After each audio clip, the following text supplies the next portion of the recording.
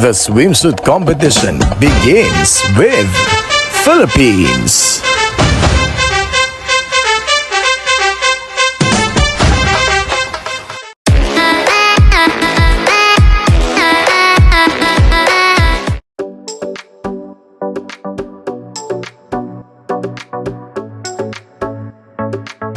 Hello, what's up mga darling? Nandito tayo yung sa may keyhole. Ayan, bumaba tayo dun sa mga private beaches dito sa may other side of Boracay. Dito yung ilig-iligan side. So, pwede namang i-access yung mga private resorts dito, yung mga beaches nila. Pwede naman. So, explore natin. At if you can notice, maulan. So, wala tayong choice. Summer.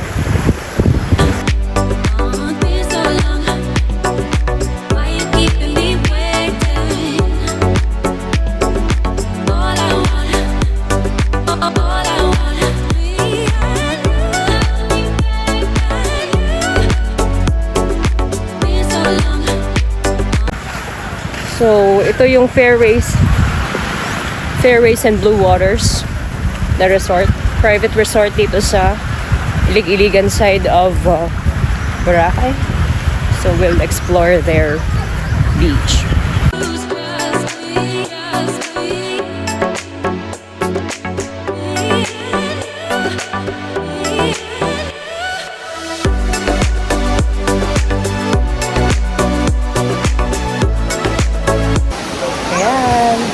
Fairways and Blue Waters.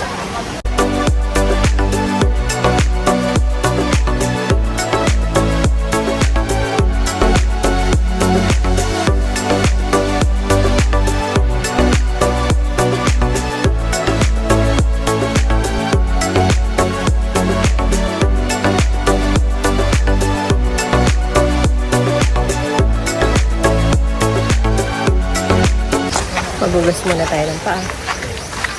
Tapos dun buhangin ulit. Tapos ka dito, buhangin laters.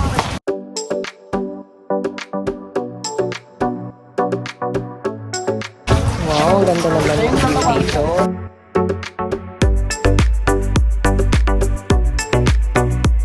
Ganda naman yung view dito. O, diba? Diba?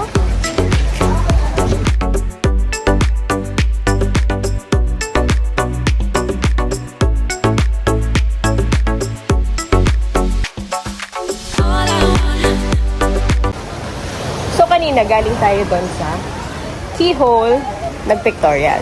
I'm not sure kung nakikita, pero just in case. Tapos, lumipat tayo dito sa first beach.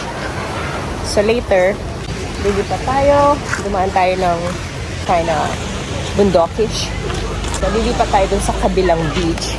Sabi kasi ng mga e-trike drivers, mas maganda at malinis daw yung kabilang beach. So, let's check it out!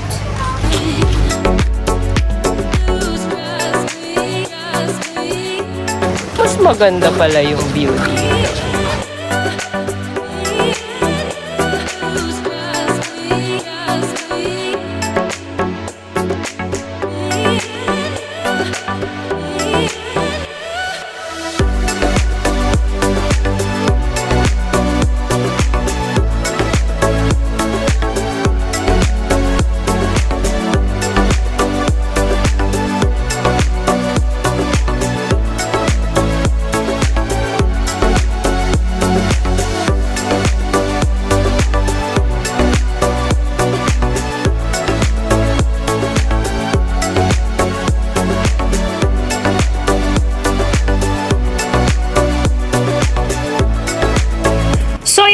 Mga darling, ang tawag pala dyan sa development na yan is Boracay New Coast. Just for the record.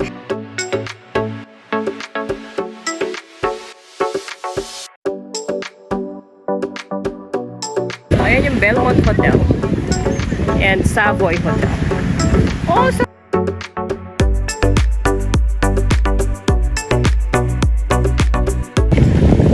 ayan ang Savoy Hotel. Likod ko is the Savoy Hotel and the Belmont Hotel. Yung Belmont Hotel, yung may pakapi dun sa keyhole. And then the Savoy Hotel.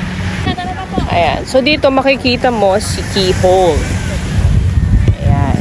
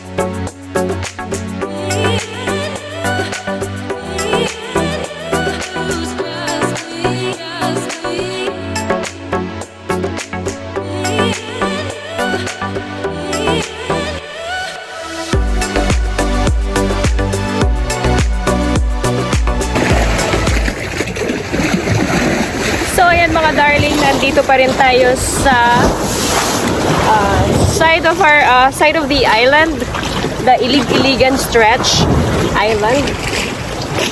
Ilig-Iligan beach, wherein dito yung side na yan, actually nandun yung Savoy and Belmont Hotel Resort. So ito yung beach para sa mga guests nila, which is also open to public. And then, merong, siyempre, pictorial attraction, which is yung parang rock formation by the beach. Tapos, medyo mababa lang tong part na to. Hanggang bewang lang siya actually. Pwede mo siguro siyang lakarin, yung mga rock formation doon. Pwede mong lakarin going to the other parang undeveloped pa na beach dito sa kahabaan ng Ilig-Iligan or the Ilig-Iligan stretch. So galing kahapon, galing kami doon. Actually, mas dulo pa. Kabila pa. And then, yun nga, yung medyo napagod kami. 2 kilometers kaming naglakad. But it's worth it, you know. Kasi mapupuntahan mo naman to when you take advantage of the land tours.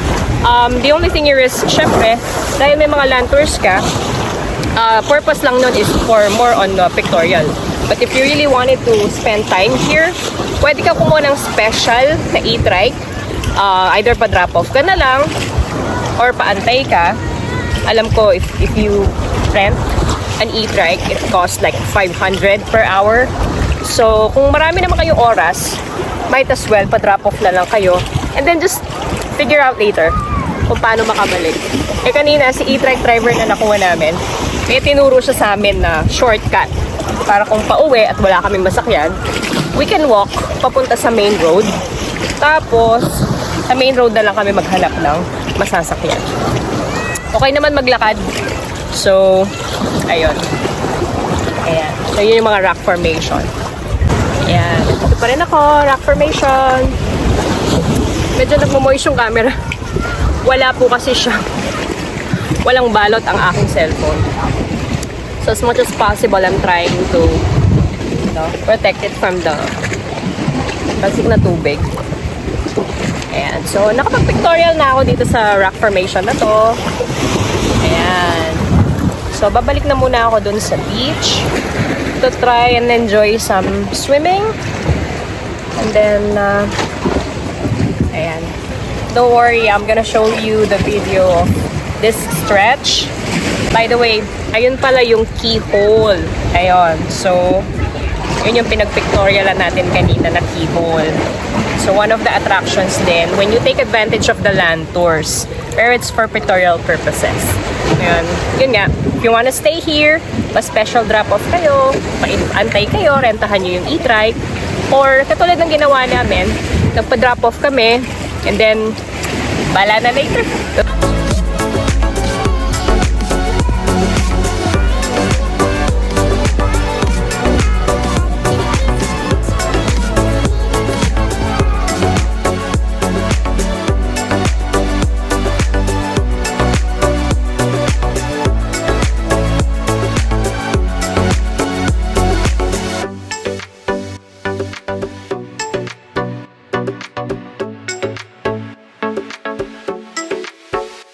So, ayan daw mga darling, na-experience natin ang isa sa mga napakagandang beaches dito lang sa Boracay Island.